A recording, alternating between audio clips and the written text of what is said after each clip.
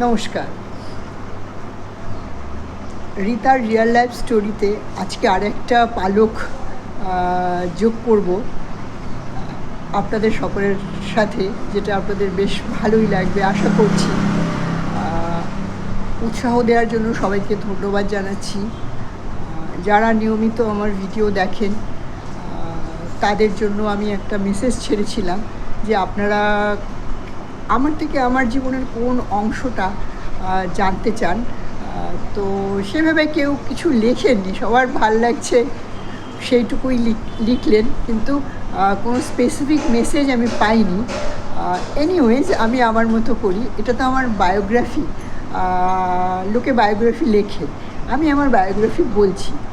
আমি তো কোনো স্টার নই যে আমি সচিন তেন্ডুলকর নই, বা আমি কোনো বিখ্যাত কোনো মানুষও নই। আমি একটা অতি সাধারণ ঘরের অতি সাধারণ একটি মেয়ে, আপনার ঘরের মেয়ে, হ্যাঁ, আপনার ঘরের মা, আপনার ঘরের বোন, মানে বিভিন্ন রূপে আমি আছি আপনাদের পরিবারে।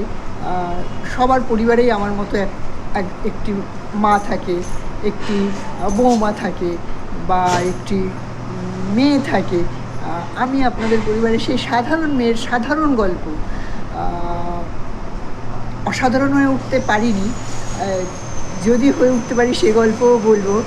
আমার জীবনের স্ট্রাগলের গল্প, আমার জীবনের প্রত্যেকটা মুহূর্তে আমি বিভিন্ন সময় বিভিন্ন পরিস্থিতিতে পড়ে পেশেন্সের সহিত সেই পরিস্থিতিগুলোতে আমার মোকাবিলা করা, সেই গল্পগুলো।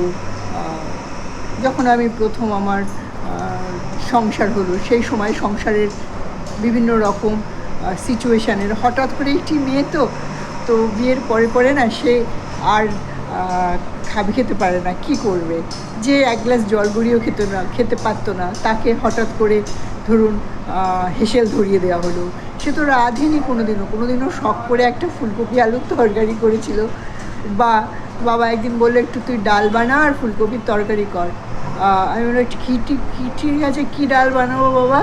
বাবা বললো যে তুই এক কাজ কর, তুই টক ডাল কর, চালটা দিয়ে টক ডাল কর। এবার আমি টক ডাল তো করেছি, কিন্তু আমি তো জানি না কি ফোড়ন দিতে হয় টক ডালে। আমি খানিকটা জিরে দিয়ে রেখেছি। টক ডালে জেনারেলি সর্ষে ফোড়নই দেয় লোকে, সর্ষে, শুকনো লঙ্কা, তেজপাতা, কিন্তু আমি তো জানি না, আমার তো কোনো অভিজ্ঞতা নেই। আমি কী করেছি, খানিকটা আপনার জিরে টিরে দিয়ে বেশ ফোড়ন দিয়ে রেখেছি। এবার খেতে বসে তো আমার বাবা খাচ্ছে চুপচাপ, কিছু বলছে না। তো আমি মুখে দিয়ে দেখছি, আচ্ছা মা যেরকম ডালটা বানায় সেরকম তো নেই, ডালটা এরকম বিছিয়ে টাইপের লাগছে কেন ওই স্বাদটার সাথে আমার তো জিভ পরিচিত না, যথারীতি আমার ভাল লাগছে না। তাই বাবার মুখে দিয়ে তাকাচ্ছি। বাবা বলে ঠিক আছে, সব কিছুই চলবে, হ্যাঁ, ডাল সেদ্ধ হয়েছে, ডালে নুন হয়েছে, আর কি চাই, আর কিছু চাই না।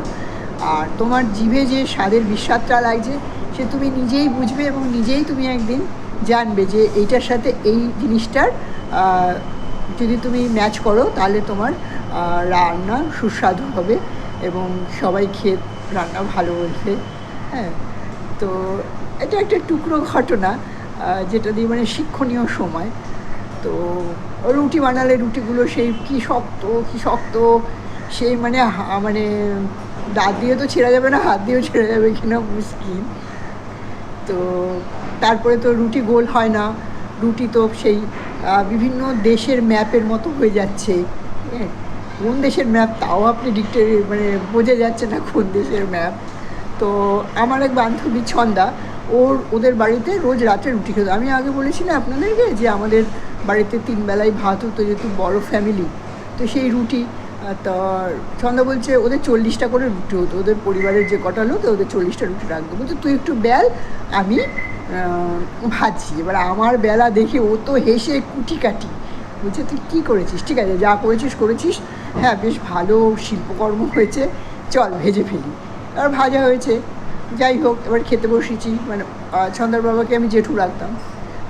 জেঠু বলছে আরে তুই মন খারাপ করিস না, হ্যাঁ মন খারাপ করছিস কেন?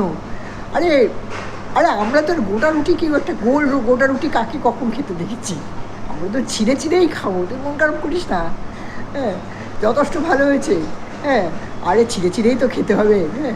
তো এইভাবে আমাকে সান্ত্বনা দিয়েছে আগে যাতে আরও সুন্দর করতে পারি সেই, যদিও আজও আমি রুটি বেলতে পারি না, হ্যাঁ এটাও স্বীকার করছি আর কি। তো এরকম ছোটো ছোটো প্রচুর মজার কথা, মজার মেমোরি, হ্যাঁ যেগুলো আপনাদের সাথে আগেও শেয়ার করছি, এখনও শেয়ার করছি, আগামী দিনেও শেয়ার করবো। রিয়েল লাইফ স্টোরিতে আপনি আমার রিয়েল লাইফ স্টোরিতে আপনি সেগুলোই পাবেন যেগুলোর মুখোমুখি আমি ফেস করেছি। আর সেই কথাগুলো তখন আমি ক্লাস 10-এ পড়ি, এখনও ভুলিনি, সেই কথাগুলো আপনাদের সাথে শেয়ার করছি। আপনাদেরও এরকম টোটাকরা নিশ্চয়ই কিছু আছে, হ্যাঁ মনে মুক্ত, যেগুলো আমার সাথে শেয়ার করুন। আমারও ভাল লাগবে যে আমার বন্ধুদের এই ঘটনাগুলো তারা আমার ওয়ালে আমার ভিডিও নিচে লিখছে। তো পরের ভিডিওতে আসছি, এখন এই অবধি, আবার দেখা হবে খুব শীঘ্রই। সবাই ভালো থাকবেন, সুস্থ থাকবেন, ভগবানের কৃপা সকলের ওপর বর্ষিত হোক। সবাই সুস্থ থাকুন, মানসিক এবং শারীরিক দুটোই, হ্যাঁ দুটোরই প্রয়োজন। মানসিক স্বাস্থ্য সুস্থ রাখাটা জরুরি, কেননা মানসিক স্বাস্থ্য সুস্থ থাকলেই আপনার শারীরিক স্বাস্থ্য অটোমেটিকলি সুস্থ থাকবে। ভালো থাকুন, নমস্কার।